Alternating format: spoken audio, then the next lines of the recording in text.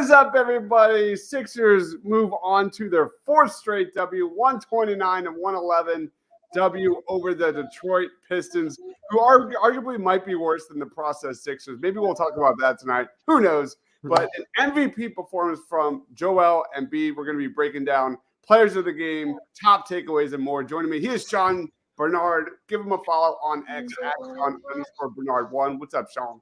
Yeah, nice casual dominance for Joel Embiid once again. 41 points in 3 quarters. It's impressive stuff. It looks so easy for him. The sport of basketball looks so easy for him. He's doing exactly what he should against teams that are far worse than the Sixers team. And, yeah, that Pistons team is straight up bad. Felt good to hand them their 21st straight. Yeah, Daniel's in the house saying easy win, easy breezy, lemon squeezy. I mean, this was a laugher to the point where Kate and Ala were talking about hockey players. That's how bad it got in this one. Also joining us, Mitch Kofsky. Give him a follow at Mitch Kofsky on X. What's up, Mitch? What a game. And I'll give credit where credit is due. Tobias, you had a good game against a team who's 2-22. Yep. That's it. 2-22. We're going to get into Tobias as well. And then last but not least, Pat from Ambler on X. What's up, Pat? What's going on, gentlemen? What can I say? When the Detroit Pistons weren't even enthused about playing this game, they were already had themselves. The white flag was already up. The middle of their defensive floor was just wide open for the Sixers to just play, practice, and do whatever they wanted. This was a telltale of good things for the 76ers moving forward and trying some new pieces off the bench and see what they can bring to the table.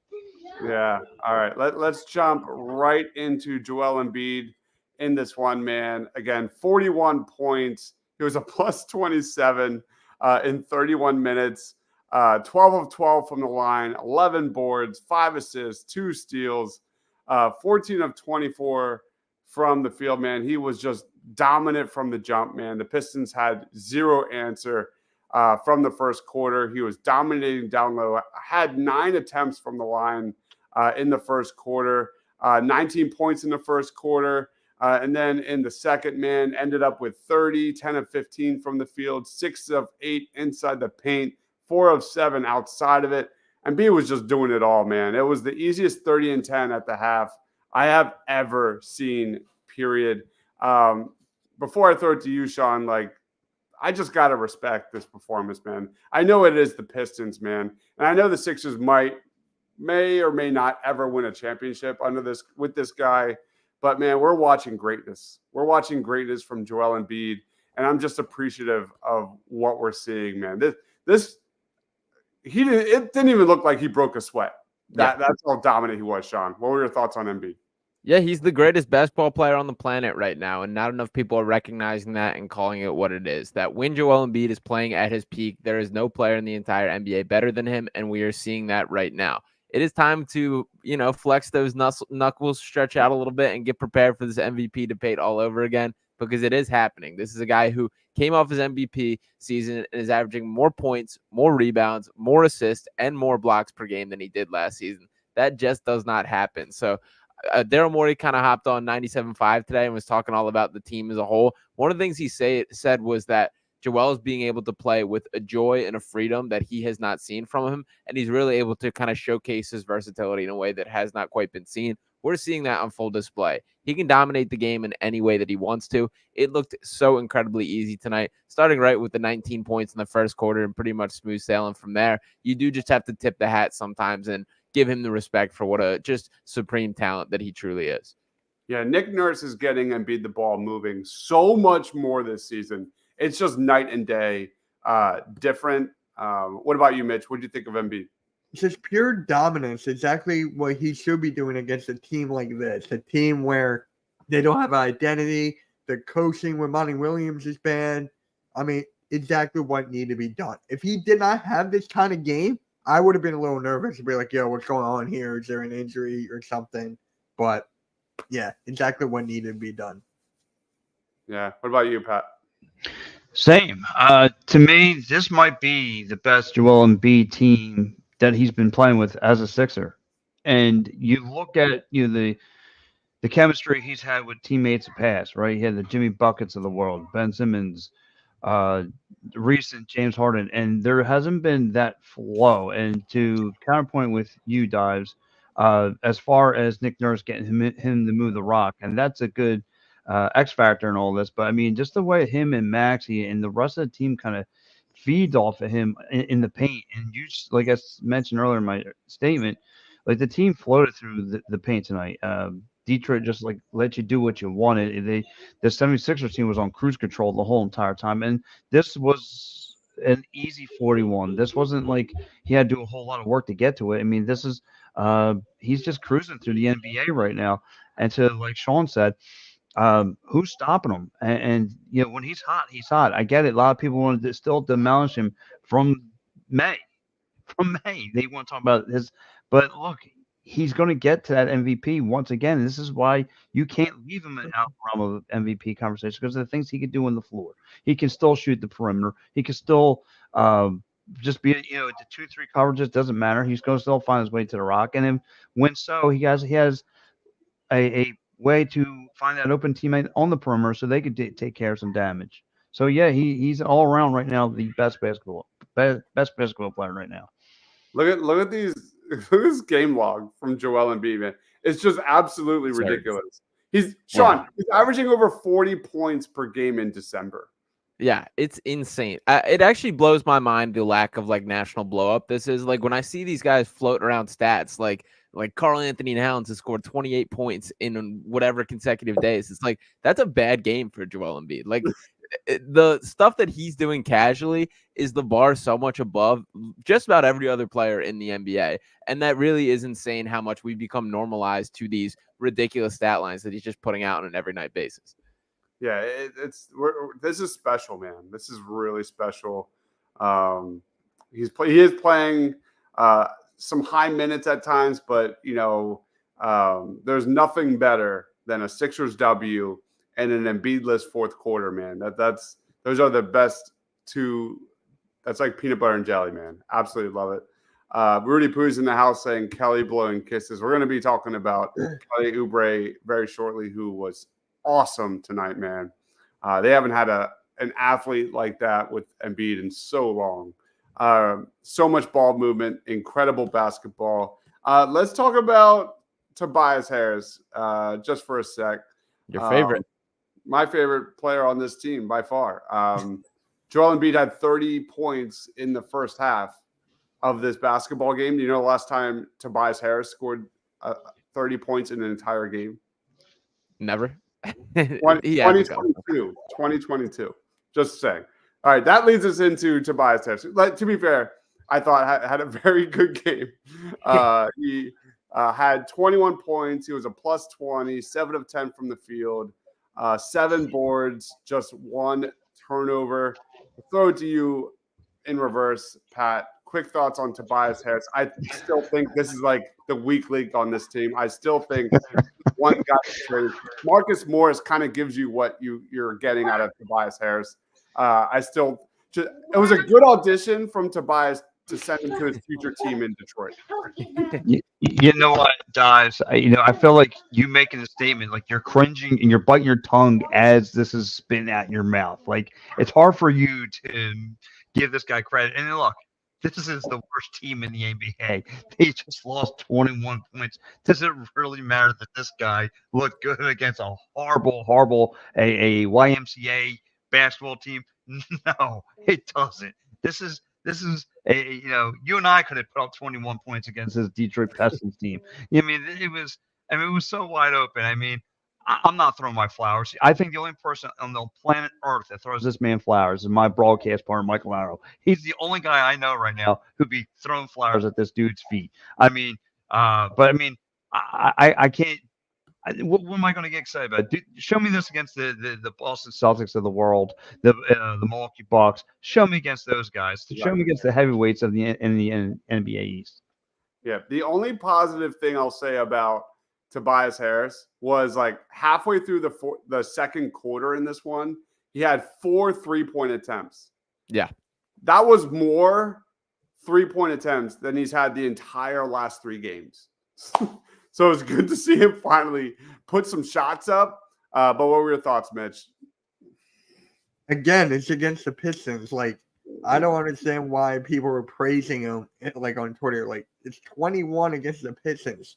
I mean, the rest of this month, Dives, I showed you the schedule. It's very winnable. So Tobias should be getting at least 20 to 30 if you're being realistic against the teams in this month. Yeah. But most predictable Tobias Harris game to put up this performance against the shittiest team in the NBA, man. What about you, Sean? Yeah, I thought it was pretty calculated that Nick Nurse gave him the freedom and opportunity to cook a little bit with who he was on the court with. I also thought it was necessary from Tobias' standpoint of getting back on the right side of the mentality of looking like he knows what he's doing. And also from the standpoint of showcasing him is a real deal. Like, that is something that they should be considering. You have to give these guys opportunities to at least look appealing to other teams if the trade is in the conversation. And if not, you're still boosting his confidence by allowing him the opportunity to deliver. I mean, 7 of 10 from the field and 3 of 5 from 3. You can't ask for much more than that than Tobias. I thought for the most part that he was decisive. That's when he's playing his best basketball. So for me, that's pretty much the number one thing that I'm looking out for when he's playing. Tonight doesn't change my opinion of him in the long haul pretty much any direction, but I thought it was still good to see. Absolutely. So you guys are not going to go vote for him for NBA All-Star game? Is he going to get is he getting a vote? The highest paid player in NBA history to never make an All-Star game. Yeah, that's Tobias. He's not the highest paid player. Yep. He sucks.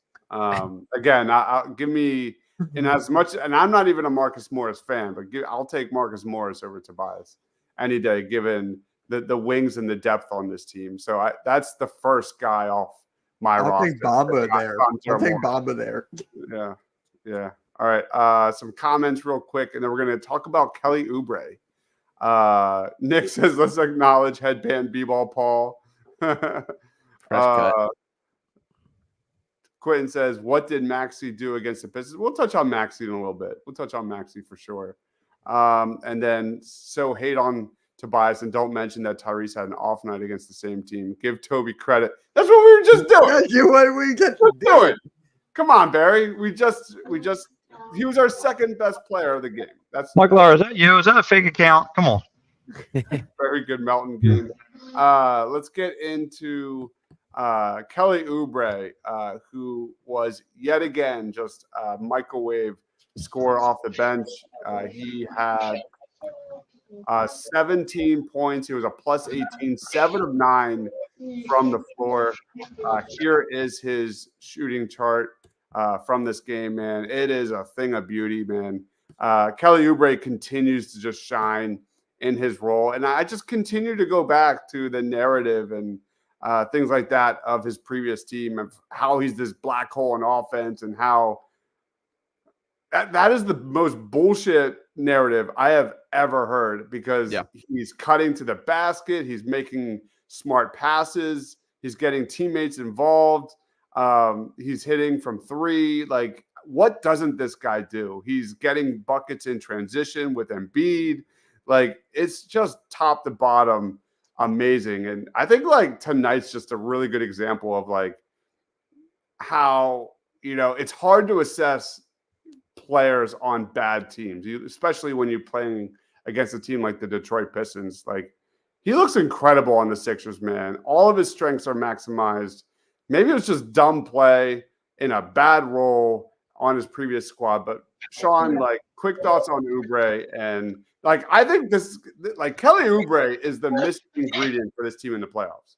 Yeah, he's awesome. I mean, the athleticism just pops. He competes defensively. He's got long arms. The catch and shoot stuff is the real deal. He's decisive. He tried to end Isaiah Livers on a dunk attempt today, which was crazy. But I love that he had like the gusto to even go for that. And another thing with Kelly that I think is like interesting with this specific Sixers team is so often we think of like the dunker spot as just like the throwaway spot of you just put someone there. Like, Kelly actually has legitimate like touch and instincts from that spot of whether it is like the little hook shot or getting a tip in off a rebound or things like that, just moving underneath the baseline. He has a feel for it in a way that I honestly haven't seen a Sixers player have. That's a huge asset to have that gives you lineup versatility, allows him some opportunity to make some production out of really nothing. So I love everything I've seen from Kelly. He is that microwave scorer. I believe he scored 11 in the first quarter today, which was awesome. He just like checks every box for what this team's looking for. And yeah, we missed him greatly while he was hurt. Happy to have him back, and he's back fully playing his best ball again. Yeah, he's phenomenal. What about you, Pat? Same. Again, you look at the pie chart here. I mean, again, what was the number one place that he did his most damage? Inside that paint, right underneath him. Him being that perfect fit to get rebounds is unbelievable. Like, all I see him do is make his money off getting rebounds, offensive rebounds, defensive rebounds. He is so key underneath that net when one of these guys are shooting from the perimeter and it doesn't go in. I mean, his key on rebound is just second to none. I love everything he brings to the team, everything he brings to the table. Again, you see, and then anytime he gets in a catch and shoot situation, he just shoots fire and he unloads on efficiently. So again, I'm okay. I get it. Listen, we've had that conversation once or twice before about him being in the starting role. But if he's going to be your fresh legs coming off the bench and he's going to be able to put up these kind of numbers, I'm okay with that. You're going to need that come playoff time. You're going to need someone who can look for the mismatches against that Boston team or against a Milwaukee Bucks kind of one in the second round. You're going to look for that kind of stuff, and he brings that bill. Again, this might not be the best three-point Sixer team, but this is definitely the best rebounding Sixer team I've seen in a long time. Yeah, Kelly Oubre is shooting 27% from three in December, but like it doesn't feel like that. You know what I mean? Like that's just speaks volumes to how involved he is in that dunker spot, like cutting to the basket and doing a lot of the little things, playing amazing off-ball basketball. What about you, Mitch? When was the last player, or who was the last player who can score at will for us off the bench or even on consistently night in and night out? This is exactly why I love Kelly Oubre. He's exactly what we needed. Just keep him on his roster. I want him off the bench. Yeah, Not there starting. is. I hope there's like a handshake, pun intended, for Daryl Morey and Kelly Oubre Jr. this offseason, because I don't know what I don't know what those numbers would look like just yet. But he should be locked in as a Sixer with Nico Batum for the foreseeable future. Those two are just beautiful, perfect fits on this roster. Something we haven't seen in a while. Yeah, and an interesting kind of storyline in that is Daryl Morey spoke, I believe it was on the Rice Ricky Sanchez podcast that this was, where Morey said that the Sixers offered Kelly a longer-term, more lucrative deal earlier on in the offseason, and Kelly wanted to see his other options at that point. They returned, and the Sixers' money had dried up, so then they gave him the minimum, which he ultimately accepted. But that was something that this was a guy like within the Sixers' plans and that they were interested with that. This is clearly like he's trying to prove his value, that it converts to winning in the right way by joining this team and very clearly making an impact in that. So I have no clue what that ballpark is going to look like differently this summer, but he is a guy that I absolutely would love to have around for the long term. Yes, he's going to get money. There's no doubt. Yeah. The way he's playing, man, some team, a championship contender type of team is going to throw money at this guy. And he deserves it, man. He's been terrific. Nick says, part of me feels like Tobias will still be on this roster after the deadline, and they move KJ and Jaden in a deal. Very good chance of that. Very, very good chance. The hard part about a Tobias deal is that money, right? Sometimes, as we said multiple times on this show, it's a little bit easier and more valuable to just let that money dissolve, get it off the books, rather than take on additional contracts. We've got Skip Bayless in the house saying at least Philly is still good at basketball. Sixers are good, man. They are. This was 1,000% a team, under Doc Rivers, that this could be a potential trap game. This could be a game where it's neck and neck. Sixers just take care of business. They've been taking care of business so much better this year. Again, there have been a couple of times when against Boston and things like that, who are missing players and they don't really play up. But anyway, I was impressed. I have been very impressed overall by the Sixers team. Well, let's go to Maxey, who really struggled in this one. Maxey finished with 9 points, 2 of 13 from the floor. He did have 9 assists and just 1 turnover. It was a tough game for him. But he was still engaged. He was still running up and down the court. He was still hustling. The one play where I think he hit a layup and then smiled and like waved at the camera. That was one of my highlights of the game. I could not stop laughing. Anybody have any thoughts on Maxey before we get into player of the game? Yeah, that play was awesome because he missed the three, and it was one of those where he had plenty of time, took the extra dribble, missed the three, the ball came back to him, and then he hit like a lefty floater from like 8 feet out, and then is like clapping at the rim there. So that was definitely a great moment. It's obviously much easier when the Sixers are blowing a team out to have this mentality, but it's cool that he didn't let like him playing bad impact his energy, his attitude, his outlook on the court. He still had that vibrant personality, the smile, everything. Still had 9 assists. I like that he kept shooting. You're going to have these bad games. It happens. It's okay. He picked a good night to have it. So overall, no complaints on Maxey. And you nailed it. The attitude was still there. Like that's what matters. That's what we need to see from him moving forward. Yeah, I mean, look, that was between 4 defenders, and my man still, again, gets that left-handed floater and just makes an easy bucket. Again, is he going to be on every night? But okay, but he made up with it for assists. He's still making other teammates look good. So I mean, I'm okay with that. You know what I mean? He's following the James Harden role. Come on. Yep.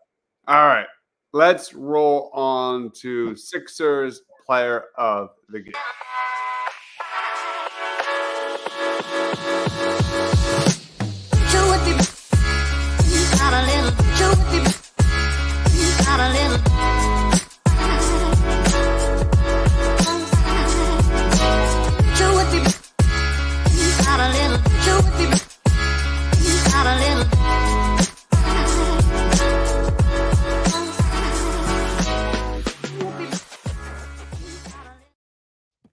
All right, player of the game. I'll throw it to you, Sean.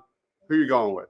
My first one here, I hate to just take the layup once again, guys, but I got to give it to the MVP of the league. The guy reigning, the guy that should be in the lead for repeating it, Joel Embiid tonight. I mean, 41 points in 3 quarters. He could have legitimately scored as many points as he wanted to tonight. That if the game called for it and he wanted to do it, he could have had a 70 spot up there tonight. There's no doubt in my mind. I'm happy that he got a little extra rest, still added 11 rebounds and 5 assists, even in the short amount of time. So we want to see this, but nights like this make it clear just how much better he is than not just your average NBA player, but the league as a whole, how great Joel Embiid is in the sphere. So give him the nod for player of the game today.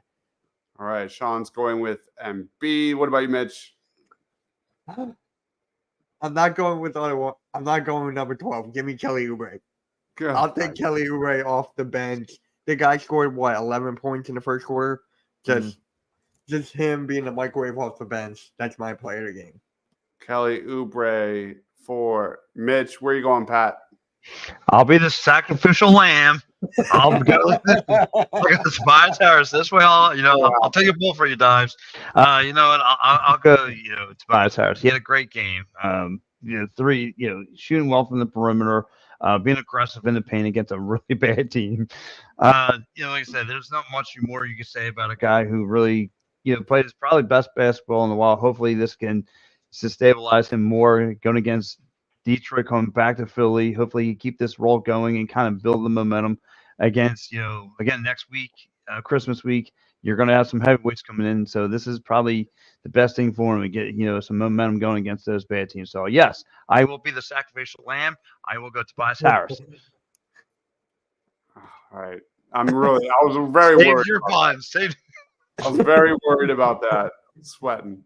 All right. So Tobias for Pat. Let me write it down here. I have an interesting choice here. You know what? I'm gonna go off the cuff. I'm gonna go off the cuff. Give me Pat Bev. Love it. Who played beef stew like a fiddle. Yeah. Yeah. Give me Pat Bev, who continues to show why we're gonna fall in love with this guy come playoff time. He didn't really do much. I mean, he played really good defense. Yeah, he hit a 3. But that when he set up Isaiah Stewart and got Draymonded to the ground and just turned around and just clapped. He knew it right away. You knew it. Like, that's something we haven't had in a while. That attitude, that toughness, man. That's everything we wanted out of PJ Tucker. Give me Pat Bev. Mm-hmm. Yeah, that was my fourth Hopefully, option. I'm going to send him a Miller Lite as well. he broke out the Modelo after tonight's game, so keeping us on our toes a little bit. Yeah. Oh my God, that's great. Yeah. All right, there we go. Anybody else you want to throw a shout out to? I guess for my man Nick, we got somehow mentioned B-Ball Paul because of a cool headband and him putting on 5 points. So just for my man Nick, I'll say B-Ball Paul because he's rocks a cool headband. He's got a beautiful haircut. So yeah, let's go B-Ball Paul. There we go. Absolutely. Melton had some solid minutes. I was just tonight. about to say Mountain. Yeah. I guess Melton probably deserves a shout out. We got a comment here. Pat Bev's 3-point shooting seems to be cooking lately. I'm just going to look at what it is over the last several games here. Give me a second. Looks like, let's say, the last 5 games, 44% from 3. Let's extend that to 10 games. Pat Bev is shooting 40% from 3. So well said. Well done, Quinn. Good eye. And for his career, he's a 37.2% 3-point shooter. I think that gets overshadowed sometime. Like 37% shooter, that is just fine in my book. Like that's all that Pat Bev needs to be hitting at. That as long as like I think sometimes we get lost in the antics and him pulling stuff like he did tonight, which I absolutely love. That it gets lost. This guy's like a legitimately fine role player. This is a guy that can handle the business. He can shoot when he needs to, play make when he needs to. So shout out to Pat Bev, man. Absolutely. Thanks, Prince. You just see it. You see the vibe. Yeah. He's going to have a big moment in the playoffs, whether that's against the Celtics or baiting someone into a flagrant. I don't know. It's going to be awesome. But I gotta give Rocco a little bit of love. 6 defensive rebounds. Did you see that crossover? Yes. Where did that come from? My man I'm telling you, I don't get the hesitation on playing Rocco. That I feel bad. Like it feels like he's done everything to earn the minutes. He does not seem like a nurse guy, but he keeps just doing the things that it's like that's exactly what he should be doing. He's checking all the boxes. He's staying within his zone. That I think those minutes meant something to him at the end of the game, and he delivered on them again. Yeah, good call. Rocco, I'm biased, but he's been terrific. Barry says Pat just owns real estate into his opponent's head. Glad he's on our team. Facts. Absolutely facts. Let's roll on to team grades for this win over Detroit. Don't you hear it? Sweetness and light for my restless mind. Please give me a way to escape this world gone astray. You could give me a little peace of mind in these troubled times. All right, team grades A to F. Not your typical Sixers game where you've got Embiid and Maxey carrying this team and Maxey carrying the team in the fourth quarter. But for me, any game that results in Embiid just resting and a nice, easy breezy W for the Sixers, give me an A. What about you, Sean? Yeah, this is a straight up A to me, that there was not a sliver of doubt in my mind throughout this entire game that the Sixers had this in doubt. They dominated by just about every facet. They're the real deal. They proved it. This was one of those games where they had to come and take care of business. They did just that. So I was hyped about it. Give them an A for this one. It's exactly what I wanted to see tonight. All right, Mitch? A as well. It's a straight A ticket over here. Just doing what they needed to do. No messing around. Just getting right to business. And it wasn't a game where you thought the Sixers were going to win and ended up losing. So absolutely. The Trap other game. Bernard? No, it's just a trap game. No, the other Bernard. You're muted. Muted. The one who beats himself like an idiot. A plus. I'm gonna go A plus for my man. For this whole team, they played very well. Even though my man Maxey did not have the numbers, the whole bench did what they normally do, step up in a major way, just like Maxey did. Again, Nick Nurse, everyone's responding to his message. I love it. Quentin, man, love someone like Quentin loves Tobias Harris, man. I appreciate it. Nice. Toby gets an A. Everyone else did okay. Yeah. Let's roll on to final thoughts on the W and plugs. Pat, we'll go in reverse. You're up, man. Final thoughts. Again, build momentum. Take care of business on Friday before that heavyweight schedule comes in from next week. It's going to be a lot of fun next week. But again, let's continue the building blocks. Continue getting the bench involved. You have 2 back-to-back teams, Friday and Saturday against the Pistons and Charlotte. You should be able to rotate that bench with no problems and still be able to handle some business. Some things Nick Nurse can make some adjustments, see what he's got, and see what guys could be able to plug and play. And with some guys, you might have to rest more than others. I want to see some more guys, some Springer more minutes, and all those other things. So yes, I think this team's in the right direction, moving forward, and nothing's going to stop them. So yeah, let's go Sixers. And by the way, plugs. Guys, catch me PM and AM right here on Ninja Philly Sports. You can catch me Saturday. If you are heading down to the Wings game, I will be doing beat reporting work for the network. And of course, tomorrow night, I am back to doing my video game podcast. And my special guest, my brother down there, is my man Sean Bernard. We're going to be doing NBA jams. So stay tuned for that. So I'm looking to touch on that. Let's go. Yes, sir. Oh, man. You all right? You're up there. I just got chills, man. Come on in. What? All right. Fun fact. This is a true story. Last summer, I went to Nashville for a bachelor party. My buddy was getting married, and we all went out in Nashville having a great time. And we went to this barcade. It was a bar with video games. Yeah. And they had free NBA Jam. Yeah. I'm telling you, I played that I was there until like 2 a.m. I didn't do anything. I just played NBA Jam. And everyone was like, "Where did you go?" And I was like, "I never left the barcade." I love NBA Jam. Mitch, plugs, final thoughts. Well, real quick, I actually play NBA Jam in Fishtown. There's a barcade right there in Fishtown, Yeah. so I just go there all the time and play it. I'm actually due. I got to talk to my buddy about that. But anyways, great win for the Sixers. Exactly what they needed to be done. No more other words. It's just like great win. You can find me on Edge of Philly Sports tomorrow, 7:15 for Fly Like an Eagle podcast. Hardcore Sports, Mitch Topsy. Easy. There it is. Here's the schedule for the Sixers, by the way. Yeah. Got another one on Friday against the Pistons. Then they go to Charlotte.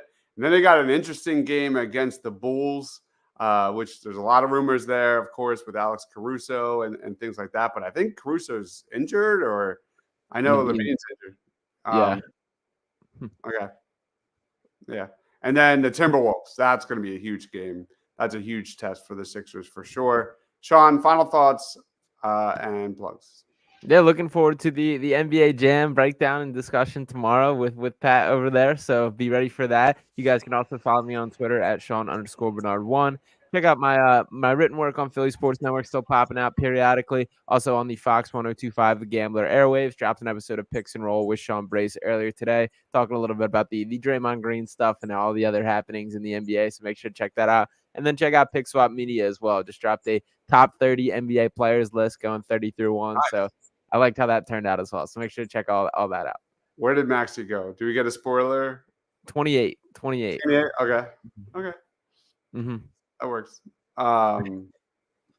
We have Prince saying Kelly revenge game. Love it. A lot of B-ball Paul love in the chat, as there should be. Barry says Springer has so much stored up energy. It looks like he's going to explode. All right. Prince says excited for the Timberwolves game. It's always fun playing. Good competition. Yeah, that team is legit, man. I love the way they're built. If there's a game to get the Embiid, B-ball Paul lineup, that's it, right? Like that's the matchup. But anyway, bring on some Bamba, baby. Come on. Yeah, it'll probably be Bamba, actually. Busy week. We did 2 Party on Bras on Monday, which was, oh my gosh, I'm going to go back to Sunday. Sunday, we did our top 10 linebackers in the draft, NFL draft. Monday, we did Party on Broad on the Eagles and another one on top 10 Alabama prospects in the NFL draft. And then yesterday, Birds of the Round Table.